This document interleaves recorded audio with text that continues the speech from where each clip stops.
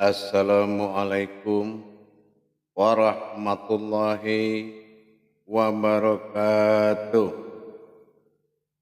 Alhamdulillah, alhamdulillahi rabbil alamin. Assalatu wassalamu ala ashrafil anbiya'i wal mursalin Sayyidina wa maulana Muhammadin. Ashhadu an la ilaha illallah wa ashhadu anna Muhammad Rasulullah. Allahumma salli ala Sayyidina Muhammadun musahabihil wal ikram ya wal jalil wal ikram. Allahumma salli wa sallim wa barik wa karim ahzanil nabil karim. Ihdinil lazi min jamalika wa innal lazi fin jalalika wa innahu fin kitabika. Allazi wa tuhin wal mujahidin amma ba'du ibadullah. Bersyukur kita kepada Allah dengan mengucapkan alhamdulillahi rabbil alamin atas segala karunia rahmah dan hidayahnya, serta dengan izinnya juga kita dapat menjalankan amanahnya, beramal dan beribadah zahir dan batin, dunia dan akhirat. Bersalam kita tidak akan pernah kita lupakan. Marilah sama-sama kita panjatkan kepada junjungan kita, Nabi Allah, Nabiul Akhirul Zaman, Rasulullah Muhammad sallallahu alaihi wasallam. Atasnya kalimahnya dengan kita kalamkan, Allahumma sholli ala Sayyidina Muhammad wa ala alihi Sayyidina Muhammad. Alhamdulillah para jemaah, para hadirin, para pemirsa, para sahabat dan kerabatku seiman dimanapun berada. Pada waktu dan kesempatan yang dimuliakan oleh Allah ini, saya akan menyampaikan beberapa wawasan dan berbagi ilmu. Semoga bermanfaat buat kita semua. Tidak ada lagi seindahnya hidup. Yang paling indah itu adalah berbagi. Dalam channel kesayangan kita, Buya Pasaman Timur, selalu mengajak kita bertolabul ilmi, menuntut dan belajar menuntut ilmu sesuai dengan suruhan dan ajakan dari Rasulullah Muhammad sallallahu alaihi wasallam, wa thalabul ilmi faridatu ala kulli muslim. Maka telah diwajibkan kepada semua umat Muhammad, umat muslim itu untuk belajar menuntut ilmu. Untuk itu para jemaah, insyaallah mudah-mudahan berbagi ilmu dan wawasan ini menjadi suatu yang berkah buat kita. Alhamdulillah, pada waktu dan kesempatan yang baik ini, saya akan mengingatkan kembali kepada kita semua. Apa yang akan saya ingatkan kepada kita semua, yaitu tentang sampainya hajat kita kepada Allah, tentunya dengan kita taati aturan hakikat. Selagi Allah bersifat hakikat tidak terlihat oleh zahir dan mata apapun, pasti sudahlah jalan Allah itu adalah jalan hakikat yang dikuasai oleh rohani kita sendiri.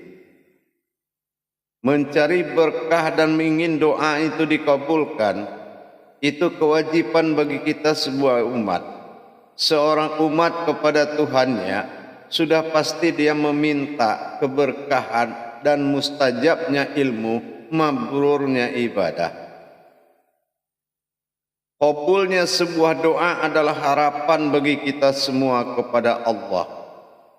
Karena memang itulah yang selama ini menjadi kendala besar dalam hidup umat Islam, yang mana jarang terkabul pada doanya.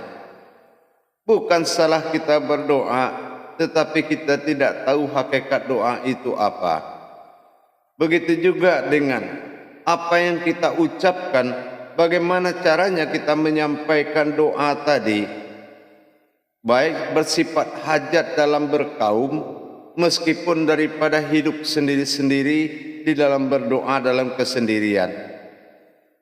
Pengantaran-pengantaran daripada apa yang telah kita ucapkan kepada Allah, perlu kita pengetahuan di situ. Apapun yang telah kita kalamkan di dalam berdoa, di dalam sebuah hajat, baik hajat itu hajat bersama, meskipun hajat sendiri-sendiri, kita harus tahu bagaimana cara pengantaran kepada Allah. Tidak cukuplah hanya sekedar kita berbicara dan bertakbir, mengkaji dan mengaji, kalau pengantaran daripada hasil kalam tadi kita tidak bisa. Mungkin di sini ada faktor kelalaian bagi kita untuk belajar meningkatkan kualitas daripada agama kita. Kualitas agama dalam diri inilah yang membuat kita tidak mampu menyampaikan dan terhubung kepada Allah. Sudah pasti itu satu masalah besar. Kenapa apa yang kita ucapkan, baik dalam masa tahlil, baik dalam masa hajat, baik dalam masa doa, baik dalam masa beramal, baik dalam masa beribadah, jarang diketahui oleh umat Islam tentang berilmu kepada Allah dalam mentajalikan doanya. Apakah kita sudah sampaikan doa, terus kita merasa Allah sudah tahu? Jangan-jangan Allah Maha tahu, kita tidak bisa. Untuk itu jemaah, perlu kita mundur kembali belajar dengan baik demi tercapainya hajat kita kepada Allah, mustajab akan ilmu, mabrur akan doa. Tentunya kita tidak bisa hanya melepaskan kewajiban zahir kepada Allah. Allah memang bersifat zahir, tapi tajalinya ada. Cara memperjalankan kepada Allah memiliki adab-adab hakikat. Umpamanya dari segi apa? Dari segi kita bermusyawarah. Apa hasil musyawarah ini agar berkah? Tentunya harus disampaikan kepada Allah. Atau kita melaksanakan suatu ibadah. Apa hasil ibadah? Tentu harus disampaikan kepada Allah. Beramaliyah juga begitu. Kalau kita berkalam kepada Allah, apa hasil kalam kita? Itulah yang disampaikan kepada Allah. Cuma lagi bagaimana cara kita menyampaikan kepada Allah. Banyak sungguh kita lihat umat muslim ini hal yang wajib dijadikan kewajiban. Apa yang dikatakan kewajiban, Allah Maha tahu. Itulah bahasa mati, bahasa yang tidak memiliki naluri ilmu, bahasa yang tidak memiliki naluri Tuhan. Contoh kita menyampaikan Al-Fatihah. Setelah itu bagaimana kita mentajalikan apa iya dalam sifat umpamanya rabitatu fil arwah. Apa iya arwah itu sudah terima atau belum? Atau memangkah ke arwah itu yang dikirim atau kepada Allah? Begitu juga dengan doa sehari-hari. Maka seluruh ucapan kita ini Kalau kita ingin menuju kebaikan, pasti kita bicara dengan baik. Kalau kita bicara dengan baik, bagaimana bicara ini sampai kepada Allah? Jangan hanya kita berpikir kalau urusan kepada Allah cukup dengan berkalam. Kalam itu milik alam. Al-Quran yang jatuh kepada alam disebut kalam. Al-Quran yang jatuh ke dalam Al-Quran disebut kauliyah. Dan Al-Quran yang jatuh ke dalam batin atau diri itu dinamakan kauniyah. Sudah terbagi seperti itu, kita bercerita tentang bagaimana supaya qabul ke jalan Allah, tentu kita berbekal daripada kauniyah. Sementara kita hanya mampu berbekal kalam. Kalau kalam itu masih sifatnya alam, kodratnya alam. Tidak hanya Tuhan yang mendengarkan suara kita. Mulai dari orang lain sampai makhluk pun mendengar. Kalau perlu hewan juga mendengar. Bukankah setiap ucapan kita apa yang dikatakan Allah dalam masa tahmid dalam solat? Sami Allahu liman hamidah. Allah mendengar. Allah maha mendengar. Sami Allahu liman hamidah. Tapi bagaimana caranya kita mengantarkan kalam-kalam tadi kepada Allah, sementara Allah maha mendengar? Apakah yang dia dengar itu suara kita yang nyata? Apakah kalam ini sampai kepada Allah atau kauniyah yang sampai kepada Allah? Para jemaah yang dirahmati Allah, hadirin pemirsa yang dirahmati Allah rahimakumullah. Kita berpikir dengan jernih. Kendala besar bagi kehidupan kita adalah tidak sampainya kepada Allah setiap hajat kita. Apalagi dalam memperjalankan seorang yang telah mendahului kita. Ini sangat dituntut kebenarannya. Apakah memang sampai apa yang ditahlilkan itu kepada Allah? Jangan hanya selesai dalam nawaitu. Memang kalau kita melihat dari dalil amaliyah, orang yang berniat baik tidak sampai, tetapi sudah sampai, tidak dikerjakan berarti sampai kepada Allah. Begitu juga niat buruk, kalau kita berniat buruk meskipun tidak kita lakukan, itu akan sampai niat itu kepada Allah. Tapi secara hakikat, kenapa kita tidak bisa membuktikan doa kita sendiri sampai kepada Allah? Hajat kita sampai kepada Allah. Di sini kita harus belajar kembali, memahami bahwasanya itu sudah ada makom-makomnya, sudah ada kodrat-kodratnya untuk dasar bertajali kepada Allah. Mentajalikan, contoh umpamanya dalam masalah zikir. Afdaluz zikri fa'alam annahu. Di situ juga sudah jelas afdalnya sebuah zikir setelah mengenal aku. Nah, kalau itu kita permasalahkan, berarti kewajiban bagi kita mengenal Allah terlebih dahulu. Kalau enggak, bagaimana kita bisa mengingat kalau kita tidak kenal? Mengenal Allah ini bukan berkenalan dengan Allah, tetapi mengenal Allah adalah dengan mengakui kodrat-kodratnya pada diri kita, sampai pada tingkat-tingkat yang harus kita jalani. Umpamanya mencari diri dengan diri, kalau ketemu bukanlah diri. Emang benar, memang Allah itu bukan sebuah diri, tapi diri itulah dasarnya untuk bertajali. Man arafa nafsahu wa qad arafa rabbahu. Itu sudah jelas.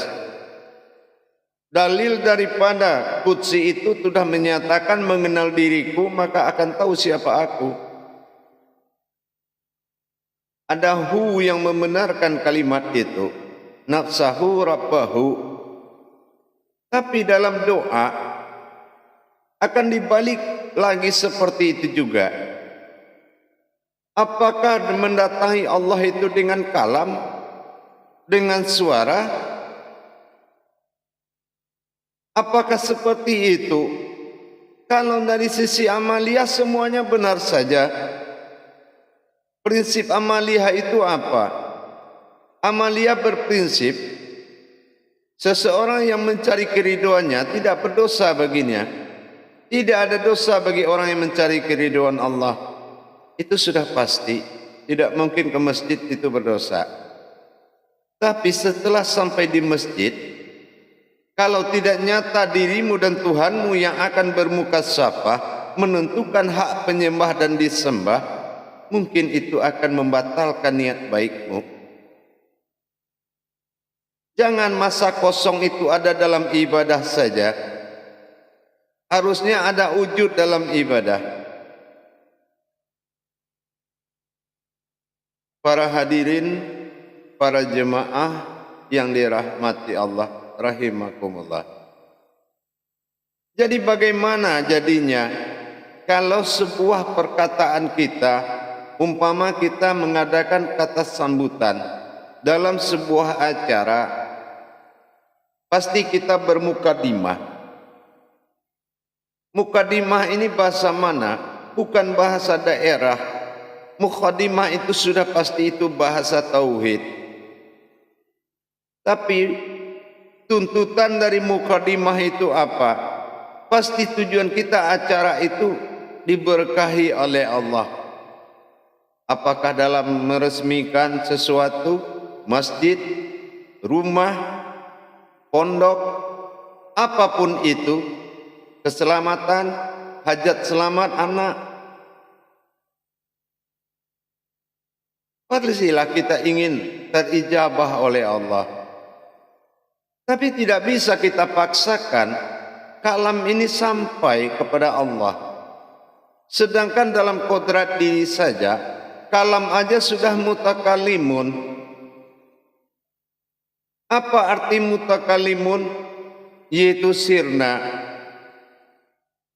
Sebuah kata-kata yang tidak terdengar. Mutakalimun adalah suara yang tidak bisa didengar oleh mata, oleh samak kita, tapi hanya bisa didengar oleh basir, sampai pada ainul basir kita, mata batin kita yang mengetahui. Untuk itu para jemaah sekalian, sangat wajib kita belajar untuk mencari sebuah kebenaran, sebuah kemabruran. Makanya kita tingkatkan ilmu pengetahuan kita di dalam agama Islam. Agama Islam sudah saya sampaikan dalam tayangan sebelum ini, bahwasan agama ini adalah kodrat, bukan sembahan. Kalau sembahan itu makomnya sudah amaliyah, kerjakan saja, itu urusan Allah. Diterima enggak terima urusan Allah. Itu bahasa amaliyah. Coba kalau kita punya hutang, hutang kita 10, kita bawa 2, terima enggak diterima urusanmu. Apa mungkin bisa begitu? Kita punya pinjaman 10 rupiah, kita datang kita kasih 2 rupiah, pasti dia tanya mana sisanya. Apa mungkin kita bilang terima enggak terima itu urusan kamu? Yang punya hutang siapa? Dia apa kita? Sama dengan ibadah. Yang umat dia apa kita? Jadi kita jangan menyesuaikan cara-cara kemanusiaan kita kepada jalan ketuhanan. Jalan ketuhanan itu sudah benar-benar nyata.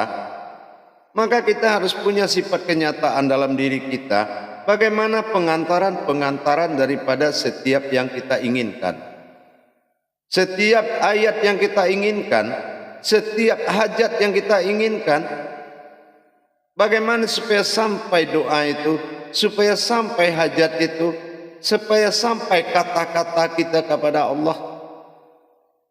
Jangan-jangan hanya kita berkata sendiri. Apalagi kita dalam posisi sebagai khatib, sebagai imam, berkalam kepada Allah, tetapi kita tidak bisa mengantarkan kalam itu. Maka daripada itu para jemaah sekalian yang dirahmati Allah, kita kembali kepada suatu makom kalam. Makom kalam adalah batasan antara kalam dengan mutakallimun. Mana batasan kalam dengan mutakallimun? Terdengar dengan yang tidak terdengar. Kalau kalam itu didengar, kita bisa mendengar suara kita sendiri. Tapi mutakallimun itu sifatnya adalah kauniyah, bahasa batin. Jadi kalau ada pemimpin dalam memimpin sebuah doa, dia harus bisa mengantarkan apa hajat orang itu dengan mutakallimun. Kalau hajat orang yang dia tolong tadi, dia tidak sanggup dan tidak mampu mengantarkan dalam bentuk kodrat mutakallimun, maka tidak akan sampai kepada Allah. Inilah yang membuat amal sia-sia tadi. Kalau amal sudah sia-sia, yang berhajat juga sia-sia. Dan itu adalah kerugian yang sangat nyata pada hadirin. Tidak sampainya hajat kita kepada Allah, gonta-ganti ulama, gonta-ganti ustaz, tapi tidak terjadi juga. Kenapa? Mau siapa saja penggantinya, ilmu tetap ilmu, kodrat tetap kodrat. Kita harus kembali kepada kebenaran Allah. Apa kebenaran Allah? Biar sampai ke sisi Allah setelah kita berkalam, maka kita harus sadar apa yang kita ucapkan di saat menutup daripada sebuah hajat, yaitu akhirul kalam. Wabillahi. Nah ingat, wa taufiq wal hidayah. Akhirul kalam, akhir kalam, berakhirnya kalam. Wabillahi taufiq wal hidayah. Maka kita menuju Tuhan dengan batinnya Allah, dengan bahasa hidayah. Apakah itu kita sudah sampai dan ada kemampuan di situ? Akhirul kalam, wabillahi taufiq wal hidayah. Apakah kita sudah sampai?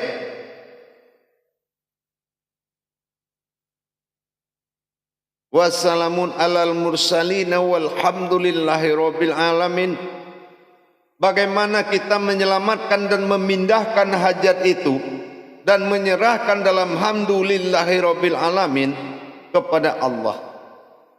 Kalau sudah hamdu itu lillah kepada alamin, kepada dirinya Allah, berarti benar kita telah menyampaikan hajatnya itu. Tapi dalam pandangan dengan serentak dengan kata ijab qabul namanya. Wabillahi akhirul kalam, akhirul kalam, akhiri kalammu, wabillahi menuju kepada batinnya Allah, wabillahi taufiq wal hidayah, dan berbicara dengan hidayah. Wassalamun alal mursalin walhamdulillahi rabbil alamin. Dan selamatkan hajat itu dan pindahkan kepada Allah Rabbil Alamin. Apakah kita punya kemampuan di situ untuk membantu sesama memindahkan hajatnya kepada Allah dengan ucapan seiring ma'rifat yaitu rububiyah, terucap ayat terpandang kodrat sampai kepada Allah? Kalau belum ada kemampuan di situ, mari kita sama-sama belajar. Biar berkah. Jangan hanya kita berbuat baik, membantu orang, mendoakan orang dapat pahala. Pahala dari mana? Orang itu saja tidak mendapatkan keberkahan. Apa keberkahan yang dia tidak dapat? Kita tidak mampu menyeberangkan hajat dia kepada Allah, tidak mampu mengakhiri kalam dan menuju batinnya Allah, makomnya Allah.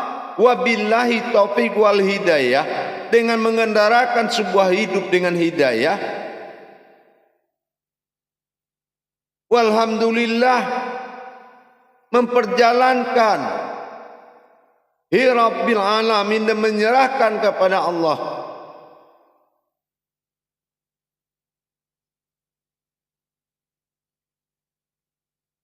Para jemaah dan para hadirin sekalian dimanapun berada,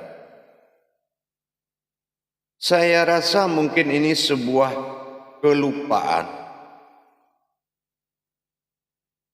Kenapa saya bilang saya rasa? Karena saya merasakan hasil daripada setiap hajat itu telah dirubah dengan metode-metode amaliyah semuanya. Dari mana asal usul amaliyah itu kalau tidak ada hakikat? Hakikat yang dilakukan dengan zohir namanya amaliyah. Bukan amaliyah ini menyelesaikan beban hanya sebagai kewajiban, tapi dituntut ke sesuatu yang wajib di dalam kewajiban itu. Apa hakikat daripada yang diucapkan? Untuk apa Rasul bilang jagalah kalam, jagalah lisan, kalau tidak terkandung sebuah hakikat di dalamnya?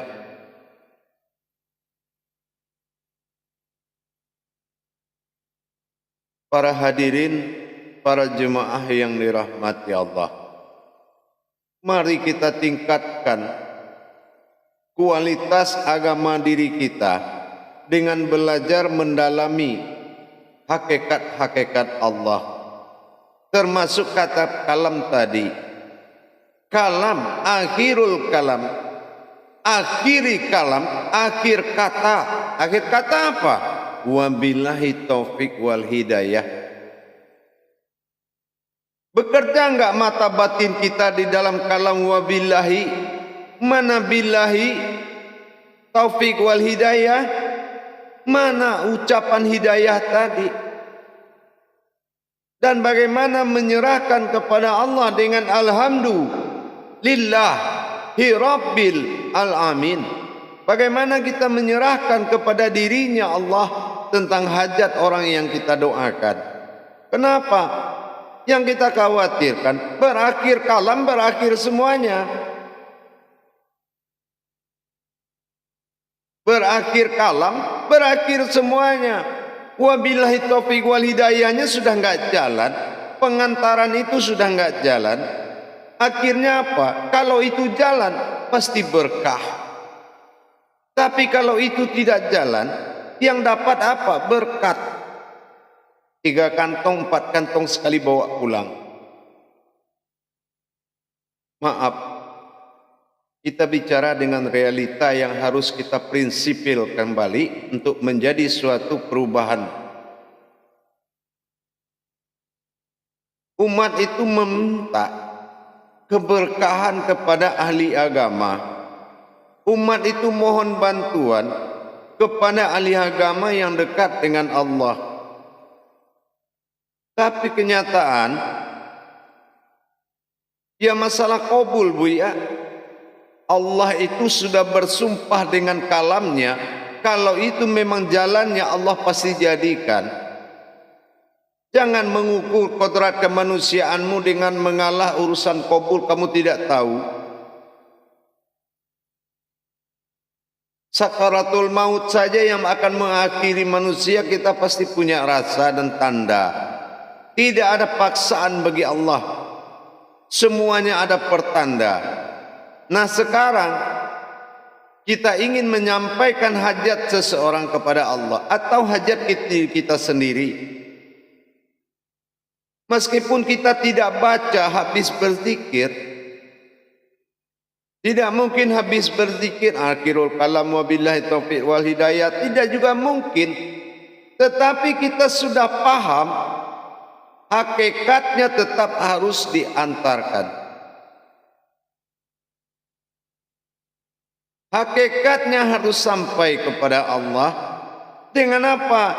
Dengan marifat yang kita kaji daripada kodrat ayat tadi. Tidak mungkin kita baca dimanapun kita berada dalam sendiri. Sudah berzikir tidak mungkin mengatakan akhirul kalam. Tapi lebih bagus kita dari awal kita tahu. Dimulai dengan mengakhiri kalam itulah zikir. Tapi kalau kita punya doa dan hajat, berakhir kalam kita menuju billahi, bersifat billahnya Allah, bibatin ilah Tuhan, insya Allah akan sampai kepada Allah. Asal kita ingat, seorang pemuka agama, seorang yang dituakan atau seorang kita yang berilmu, mata batinnya sangat cepat, sangat arif di dalam perintah hakikat kepada Allah. Berbahasa hakikat, berkalam munajat yang tidak memakai jasad, itu adalah makanan dan minuman seorang yang dekat dengan Allah. Tapi menolong, membantu manusia dengan kebesaran, tidak dengan kekuasaan dan kekuatan, itulah orang yang mengalami suatu pertolongan. 2 hari, 3 hari iya, hari keempat begitu lagi, 5 hari iya, hari keenam terjadi lagi. Karena ini kebesaran. Kebesaran itu ibarat pohon adalah buahnya. Kita memberi buat-buat baik, mengasih buah kepada orang. Itu kalau sudah buah itu sudah habis, tidak mungkin pohonnya disuruh gigit lagi sama orangnya. Artinya seperti tadi. Kalau kita berbuat baik perantara Allah, tidak ada masa habisnya. Nyata kita telah memberikan dan menyampaikan hajatnya. Ahlul bait perlu kita akan merapikan kembali. Para hadirin, para jemaah, kita rapikan. Mari kita sama-sama saling mengisi, saling asih, saling asah. Agar apa? Agar tercapai hajat kita kepada Allah. Tentunya harus ada yang berilmu satu orang lebih di dalam satu hajat. Atau kita kembali kepada diri kita sendiri. Kita harus menuntut ilmu. Bagaimana caranya kita menyampaikan hajat kita? Apa iya dengan kalam atau akhirul kalam? Setelah alam kalam berakhir harus bekerja.